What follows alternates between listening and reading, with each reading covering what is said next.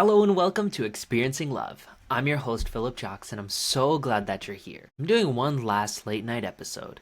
I'm actually recording a bunch of videos today because today was the last day of the seminar that I was doing, which, without getting too deep into it, was an absolute blast. Before I actually get into anything else, there's something really interesting I learned today, and it was this concept called E-cubing. It was used in reference to meetings, actually, but I'm kind of applying it to right here, and E-cubing pretty much is a way to have effective meetings per se, or I guess I'm looking at it like effective content. And the steps follow: entertaining, educating, empowering. Now, what does that mean? It means that before you can ever expect to educate someone or empower them, you have to entertain them. So I'm going to pause right here. Honestly, right now I'm not even thinking about the education or the empowering that I know I really want to do. I know that's what I'm called to do. And I'm just looking at that first step, entertaining. I heard that line, immediately wrote it down because I started saying, is my content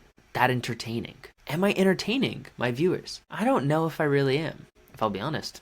I don't really think that I am. At least not consistently, not always. There's a lot of episodes where I am showing up, I'm high energy, I maybe crack a joke here or there, or just overall my energy is more inviting, it's more playful, it's more entertaining.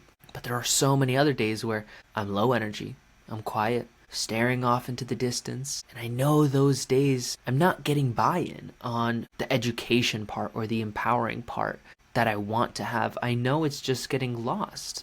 I'm not entertaining. So quite simply put, my focus right now is, how could I be more entertaining? What is entertaining? That's what I have to learn. I have to learn what it means to be entertaining. Honestly, in all honesty, I don't want to have all the bells and whistles. I'm not trying to have an overly edited and super loud and chaotic video, because that also doesn't feel right.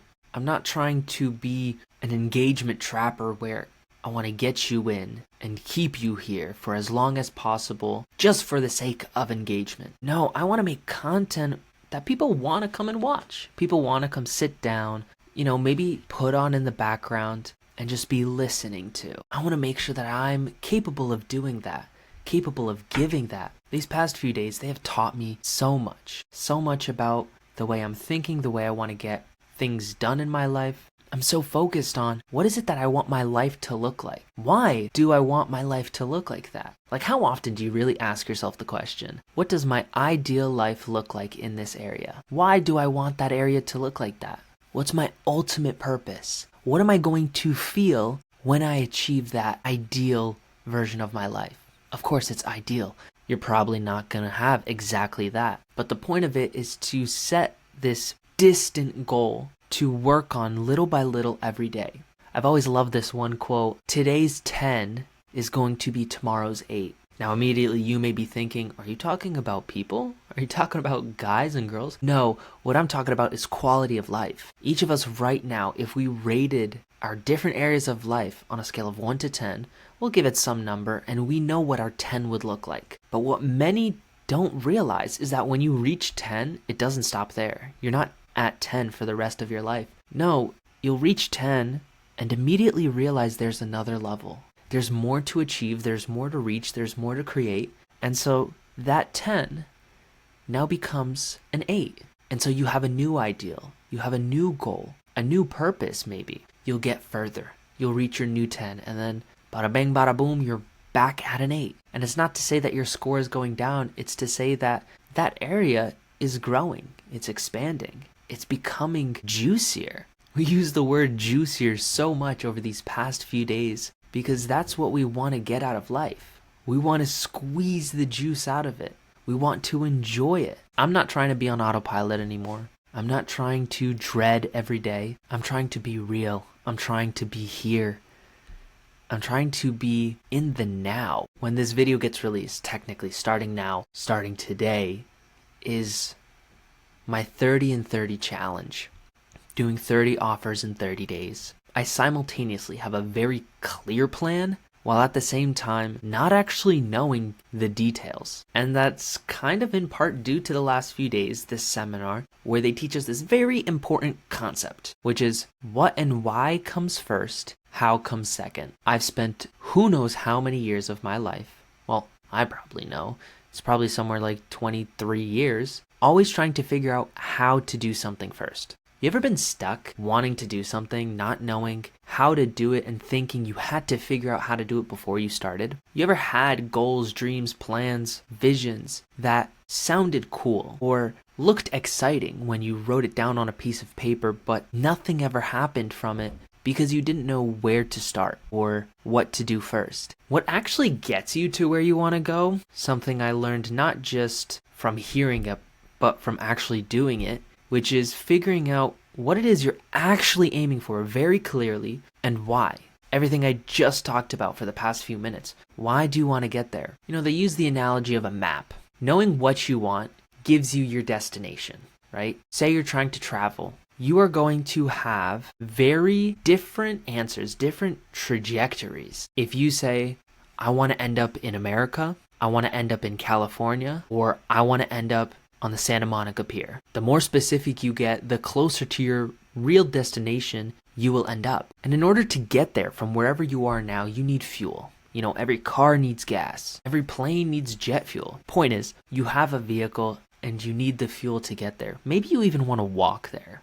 I don't know how far you are from the Santa Monica Pier, but maybe you want to walk there. That's fine too. That just means you yourself needs fuel. You need to eat and rest and make sure you have enough energy. The simple truth is fuel is needed, and that's where the purpose comes from. That's where the why comes from. And the purpose, the why, is very simple. It's just your reason, your emotional reason for getting to your destination. And you can make it as simple or complex as you want. My suggestion, I'd go simple, because complexity is the enemy of execution.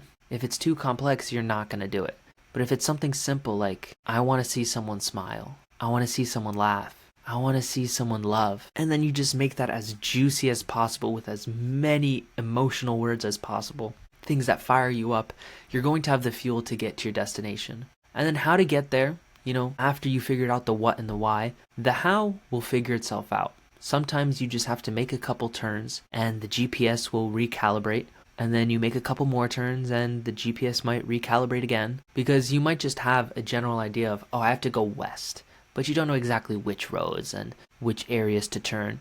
But the beautiful thing is sometimes you just get to figure it out. You get to take a wrong turn, learn from that wrong turn, and get redirected. But either way, as long as you know where you're going and you have the fuel, you will get there. I'm speaking about all this.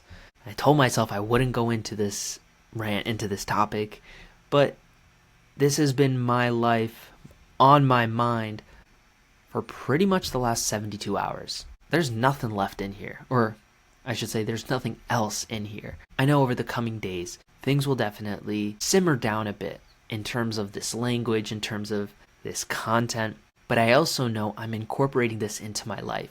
The event is cool. The 3 days at the event, phenomenal. Great time. Lots of energy, lots of love, lots of learning, but the important day is always the day after the event. In my mind, in my heart, the event doesn't start until the day after. Because I could have done all that learning, but if I change nothing going into my life that very next day, then for what did I do all of that work? For what did I sit and listen to all the speakers and all the content?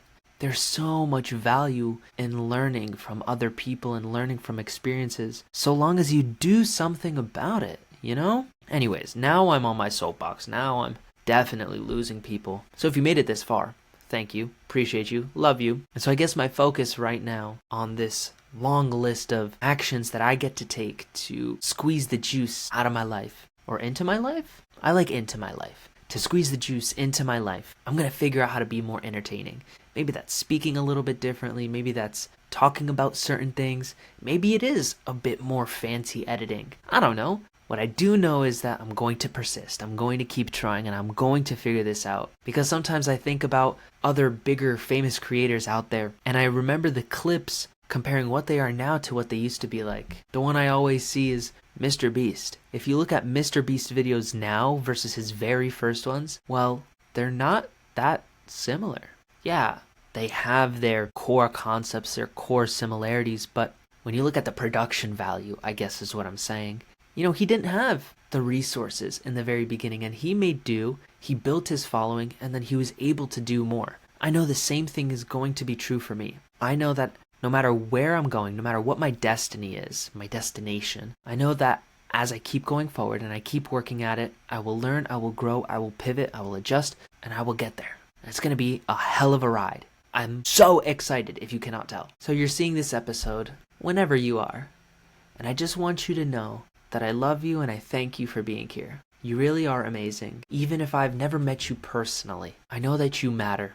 You've done great things. And I'll speak on behalf of everybody that you've ever impacted in a positive way. Thank you. Thank you for doing what you do. Thank you for having done what you've done. And thank you for being who you are. So now I'm officially signing off. Just remember to always fill up with the love. And I look forward to seeing you in the next one. I love you.